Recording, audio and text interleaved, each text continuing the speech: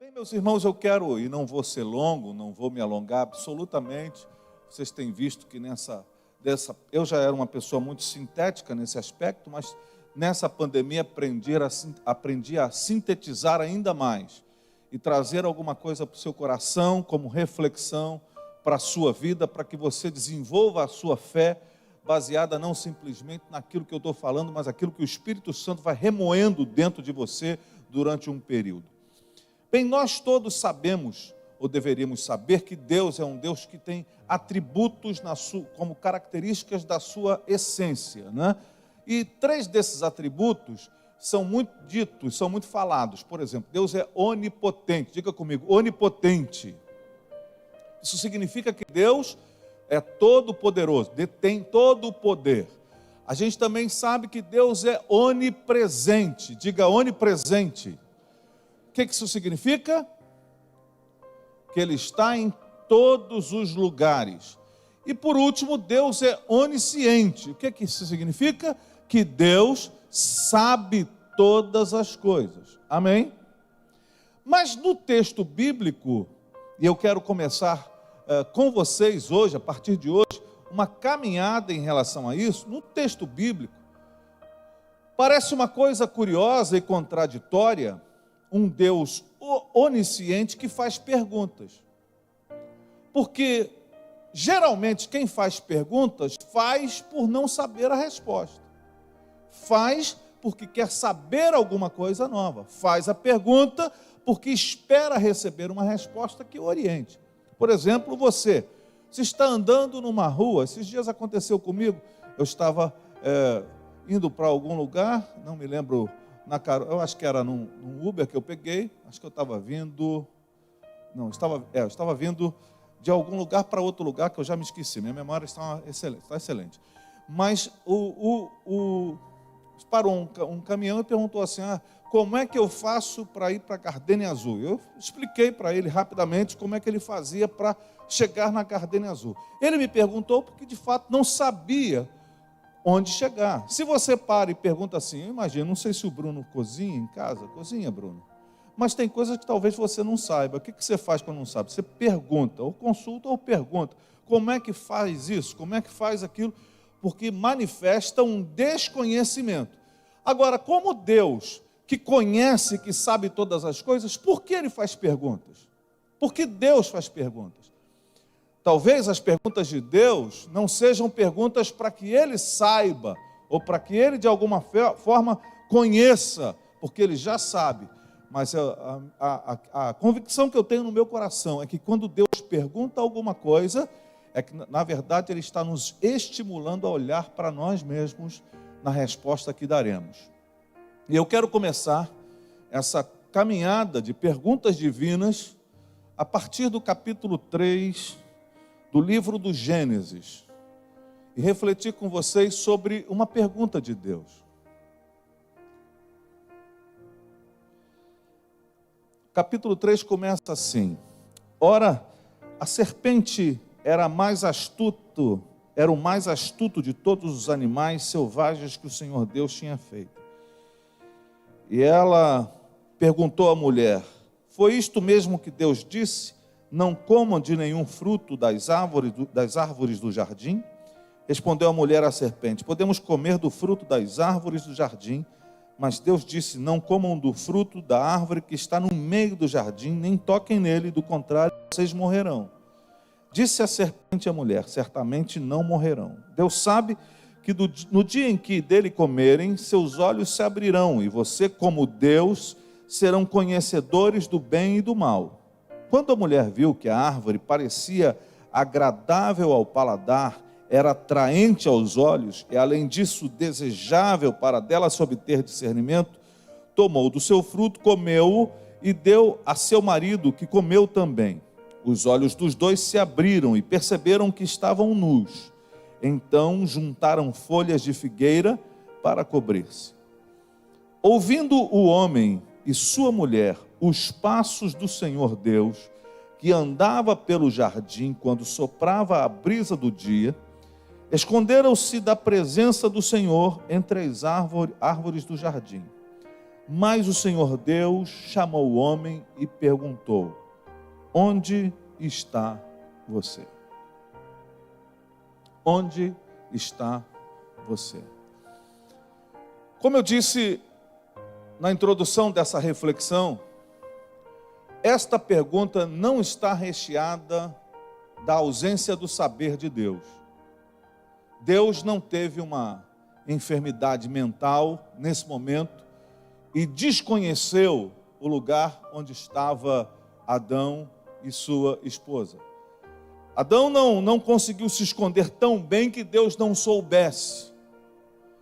O salmista, Salmo 139, vai revelar uma das características desse saber extraordinário de Deus, quando ele diz: se eu tomar as asas da alva, se eu descer no abismo profundo, se eu me esconder onde quer que seja, a tua mão estará lá, os teus olhos me veem nesse lugar. Ou seja, é impossível para o homem se esconder efetivamente de Deus. Então, quando Deus pergunta: onde está você? Ele não está perguntando a fim de obter uma resposta geográfica, a fim de obter um lugar, um esconderijo tão secreto que até mesmo Deus não saiba onde. Mas o que está acontecendo aqui diante dos nossos olhos é que Deus está traduzindo para esse homem um caminho de oportunidade, para que ele se perceba onde ele está no centro de sua vida. Imaginem os irmãos e irmãs, Adão foi criado e colocado no centro de um jardim, e ele recebeu toda a autoridade de Deus para governar sobre todas as coisas. E ele nasceu, ele foi criado, do ponto de vista da criação, ele foi criado um adulto. Adão não foi criado um bebê que cresceu, mas ele foi criado um adulto, uma mentalidade, uma maturidade. Porém, quando eles pecam, quando eles vão à direção do pecado que Deus havia dito exatamente para não fazerem, parece que eles se infantilizam, porque antes andavam nus, e a Bíblia vai dizer que andavam nus e não se envergonhavam, mas de repente, por conta da desobediência, por conta do pecado, parece que eles se infantilizam e perdem a percepção de uma abrangência maior da vida. E aí nós percebemos essa cena insólita de um Deus que sabe todas as coisas, caminhando no jardim e perguntando onde você está. Um Deus que de alguma forma parece se humanizar desde o início para tentar trazer o homem para o seu lugar de destino, que é de origem e de destino. Onde está você? Será que Adão saberia responder efetivamente? Ou ele, infantilizado, não sabe responder essas perguntas e acaba tomando para si respostas que não fazem sentido? Onde está você? Eu estou aqui atrás desta árvore, geograficamente. Mas onde está você? Será que Adão poderia dizer: eu estou num momento ou num lugar onde as pessoas preferem dar ouvidos àquilo que pode lhe dar prazer momentâneo, do que de fato no lugar onde Deus deseja para a minha vida? Porque muitas vezes, meus irmãos, nós estamos também neste lugar. Nós preferimos aquilo que nos dá satisfação momentânea. Preferimos aquilo que nos dá prazer imediato. Quando Eva olha para aquela árvore que já estava lá, e a Bíblia não remonta nesse tempo uma história por tempo, né? Não há uma como saber quantos anos eles passaram passando por aquela árvore.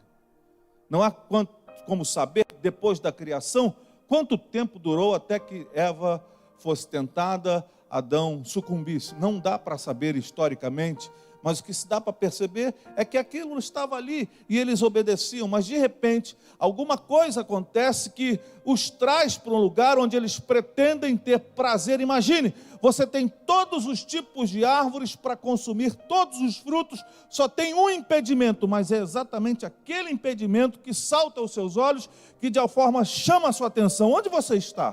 Talvez você está num lugar desse, nesse lugar onde as coisas estão acontecendo, onde você pode desfrutar da vida que Deus lhe deu, mas você está sendo seduzido exatamente por aquilo que pode roubar de você uma presença, uma intimidade, uma maturidade na sua vida? Onde nós estamos? Onde nós nos encontramos efetivamente nessa jornada da vida?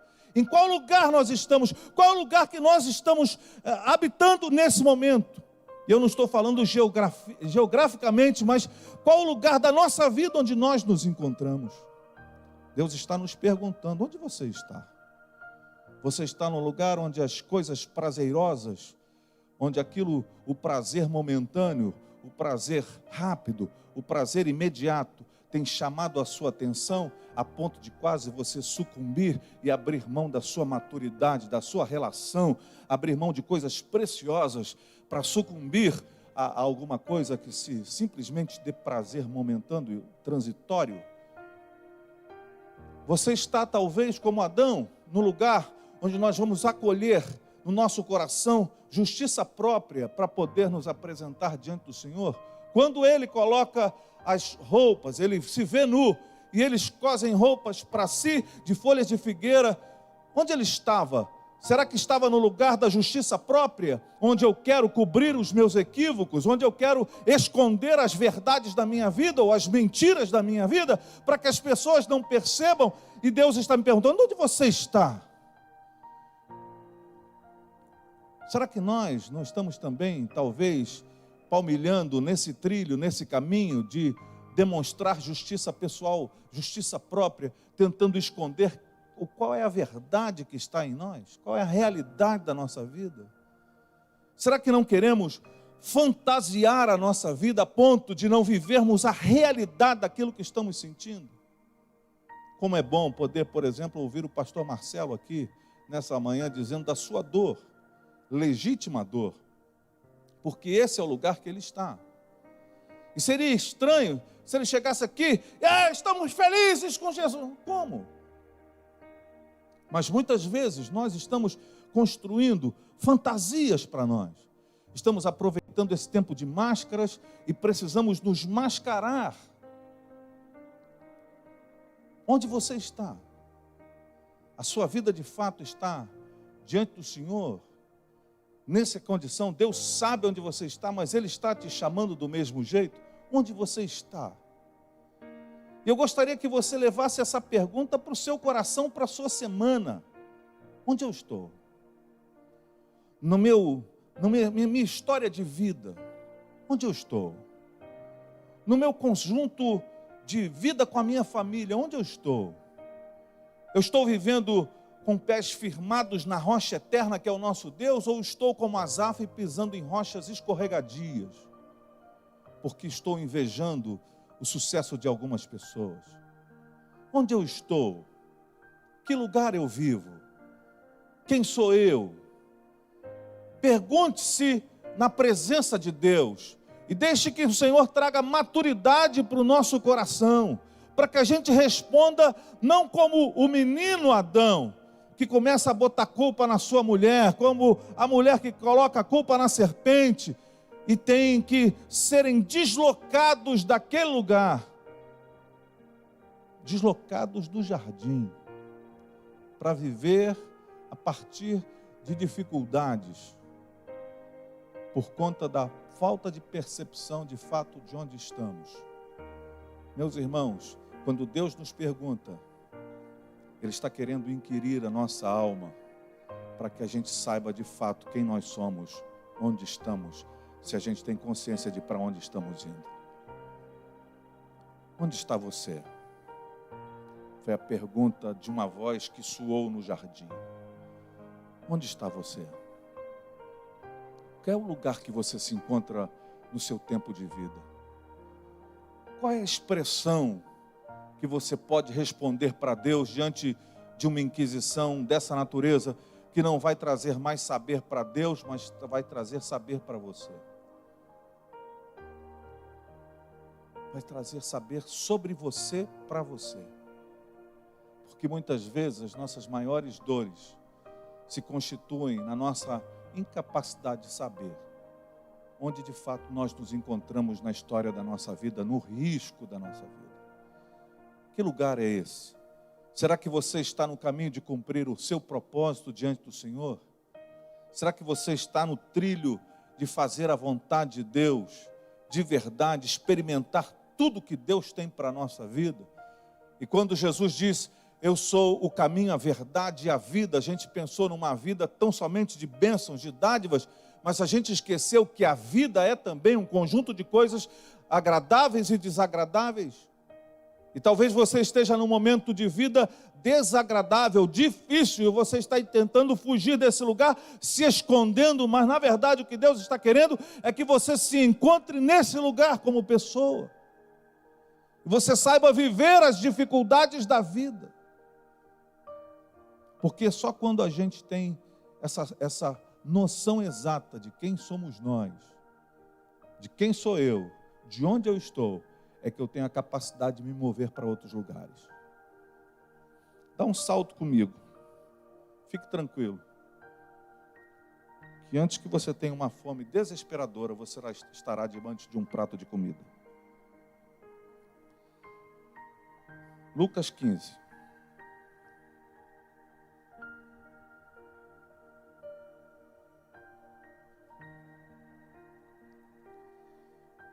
A partir do versículo 11. Jesus continuou. Um homem tinha 2 filhos. O mais novo disse ao seu pai, pai, quero a minha parte da herança. Assim ele repartiu sua propriedade entre eles. Não muito tempo depois, o filho mais novo reuniu tudo o que tinha e foi para uma região distante. E lá desperdiçou os seus bens vivendo irresponsavelmente. Depois de ter gasto tudo, houve uma grande fome em toda aquela região e ele começou a passar necessidade. Por isso foi a empregar-se com um dos cidadãos daquela região que o mandou para o seu campo a fim de cuidar de porcos. Ele desejava encher o estômago com as vagens de alfarrobeira que os porcos comiam, mas ninguém lhe dava nada. Imagine a condição desse moço, dessa parábola. Ele é um moço de uma família nobre, com recursos, pega os seus recursos de maneira inadvertida, faz uma agressão a seu pai quando pede que em vida ele divida a herança, vai embora para uma terra distante, passa dificuldades, seus amigos vão embora quando o seu dinheiro acaba, a terra então passa por uma crise, ele se vê sem saídas, vai trabalhar para alguém que manda lhe cuidar dos porcos. Por que Jesus colocou os porcos? Porque ele está contando essa história para religiosos, judeus. E não havia nada mais vergonhoso para um judeu religioso do que cuidar de porcos. Era essa a ênfase. Era quase uma maldição, mas lá ele foi. Mas não só isso. Ele está tão esfomeado que ele quer comer a comida que os porcos comem. Porque até então, ele não sabia onde ele estava. Onde você está, ó filho pródigo? Ele não vai saber responder. Ele vai saber responder geograficamente. Porque ele não tem consciência de si mesmo. Até que no versículo 17, a Bíblia vai apontar uma revolução no seu interior. Quando a Bíblia diz, caindo em si. A pergunta que Deus faz a Adão se desdobra até esta expressão do filho pródigo. Quando Deus pergunta a Adão, onde você está? A resposta só é possível ser dada quando acontece isso aqui conosco, caindo em si. Sabe, meus irmãos, tem muita gente que passa a sua vida toda sem cair em si. Cai nos outros. Cai em tudo quanto é armadilha, cai em tudo quanto é conto do vigário, cai em todas as circunstâncias, cai em todos os apertos, cai em todas as desilusões, mas não consegue cair em si, porque não reflete, porque não pensa, porque não olha para si mesmo. Caindo em si, esse moço diz, Quantos empregados de meu pai têm comida de sobra e eu aqui morrendo de fome? Eu me porei a caminho e voltarei para meu pai e lhe direi: Pai, pequei contra o céu e contra ti, não sou mais digno de ser chamado teu filho, trata-me como um dos teus empregados. E aqui é um planejamento para uma atitude, para sair do lugar, para encontrar um caminho, mas é só um planejamento. Quantos de nós paramos no planejamento? Minha vida não está boa. Pastor, minha vida está um desastre. A minha vida não é nada daquilo que eu planejei, que eu sonhei. Estou vivendo completamente o antagônico daquilo que eu imaginei para a minha vida.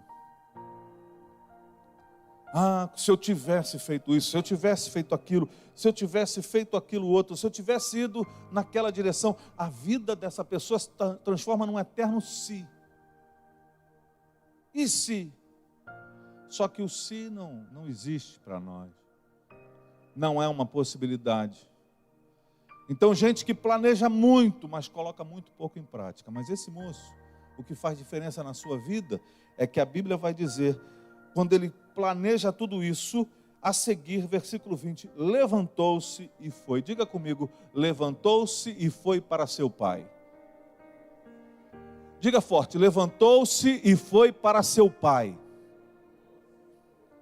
Ele não foi para um lugar. Quando Deus pergunta para Adão, onde você está? Deus não está falando de um lugar, mas está falando de um lugar nele mesmo. Ele é a pessoa onde Adão deveria estar ancorado. E esse moço dessa parábola, ele levantou-se e não vai para casa, ele não vai para aquele lugar, para aquele endereço, ele levanta-se e vai para o Pai. Nós precisamos entender que o nosso lugar é o Pai. Eu e você precisamos definitivamente entender que o nosso lugar não é uma geografia localizada pelo Waze. Nosso lugar é o coração do Pai. Mas eu só vou para esse lugar quando eu reconheço que eu estou perdido, que eu estou vivendo uma vida sem sentido, que eu estou vivendo longe daquilo que é o propósito de Deus para a minha vida.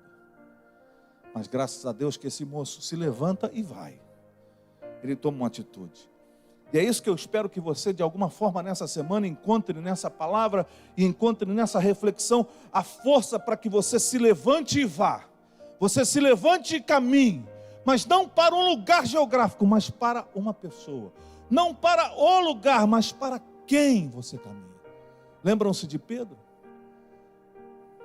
Quando Jesus fala, os discípulos se dispersam e Jesus fala, vocês também não querem ir? E Pedro diz, não é para onde, a pergunta certa seria, logicamente, para onde iremos nós? Mas Pedro não diz isso, ele pergunta, para quem iremos nós? Quando Deus nos pergunta onde você está, não é simplesmente entendimento para que você se localize geograficamente, mas para saber em quem você está vivendo. Em quem nós estamos vivendo. Em quem nós temos colocado a nossa vida, aprofundado as nossas raízes, em quem nós estamos vivendo. E esse moço vai, com seu planejamento, saindo do seu lugar. Estênio Márcios faz uma canção lindíssima, Fim de Tarde no Portão. Se você depois quiser ouvir essa canção sobre a história do filho pródigo, de maneira surpreendente e bonita, escreva aí Estênio Márcios, Fim de Tarde no Portão, uma música extraordinária contando esse episódio. Coisa maravilhosa. Mas lembrem-se do projeto dele, chegarei lá, vou dizer para ele, pai, pequei contra o céu diante de ti, não sou digno de ser tratado como seu filho, não é isso que ele coloca? Estando longe, seu pai o viu, e cheio de compaixão, correu para seu filho, o abraçou e beijou.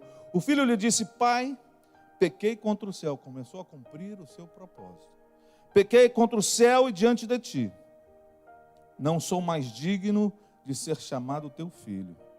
Mas, quando ele vai continuar dizendo, trata-me como um dos teus trabalhadores, trata-me como um dos seus servos, o pai disse a seus servos, depressa, tragam a melhor roupa e vistam nele. Coloquem um anel em seu dedo e calçado nos seus pés, pois este meu filho estava morto e voltou à vida. Quando nós tiramos essa preguiça existencial de cima de nós e temos a ousadia de responder a Deus onde de verdade estamos, Deus não nos tratará como qualquer pessoa, mas como um filho que Ele ama. Mas nós precisamos saber responder: onde eu estou? Onde eu estou? Como quem eu estou vivendo? Que tipo de relacionamento eu estou vivendo? A partir de qual força me move? A minha consciência ou as minhas carências? Como eu me aproximo de Deus? Como eu me aproximo como um filho maduro que chega diante de seu pai para desfrutar da companhia? Ou chego como um menino pedindo para que seja satisfeito nas suas carências?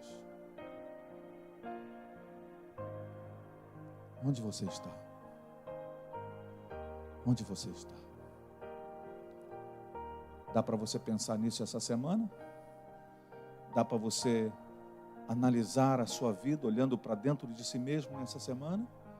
Dá para você pensar em que lugar, não geográfico, mas da sua história você se encontra nesse tempo? Dá para refletir sobre isso? Que Deus nos ajude, não só a respondê-lo, mas trazer essa resposta para dentro do nosso coração e viver a partir daquilo que Ele sabe a nosso respeito e que nós precisamos saber também. Deus não tem dúvidas, Deus não tem carências de direção. Ele nos estimula com os seus questionamentos. Eu espero que eu e você saibamos andar como pessoas maduras em nome de Jesus. Você pode dizer amém para essa palavra? Que você possa, durante essa semana, pensar: onde eu estou na minha jornada da vida? Onde eu estou no meu relacionamento com o Senhor? Onde eu estou na minha consciência de mim mesmo a partir daquilo que Deus sabe sobre mim? Onde eu estou?